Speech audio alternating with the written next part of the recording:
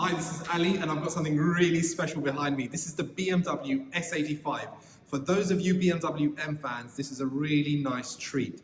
And for those of you that don't know much about this engine, I'll give you a little bit of a lesson along the way. So this engine here was predominantly found in the BMW M5 E60, and also it was used in the M6 as well. This was a really special engine. Why?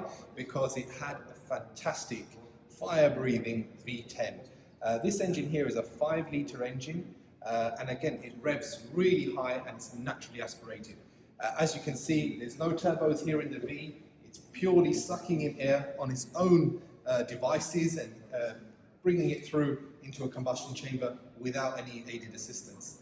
What made this engine really special? Well, a lot of the technology it was using, for example, the butterflies inside, they're all called individual butterflies. So again, this gives the throttle response a really direct feel.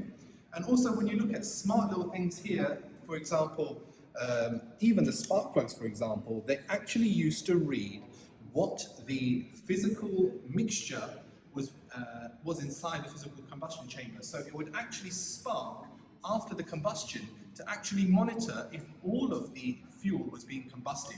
And that was before it was even going over here to get monitored pre-cat and post-cat. Some other things about this engine that make it really special is also this manifold. You can notice, if you come over a little bit closer, you will notice that this manifold here has all these squiggly lines. Can you see they all interact with one another? And again, this is not for, again, space purposes. This is actually really complex, what we call engine building.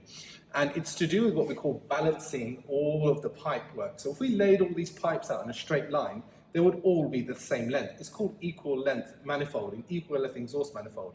And you notice all of these 5 cylinders combine into one, and then they go into a catalytic converter. That's what gives this car also another element of having an amazing sound.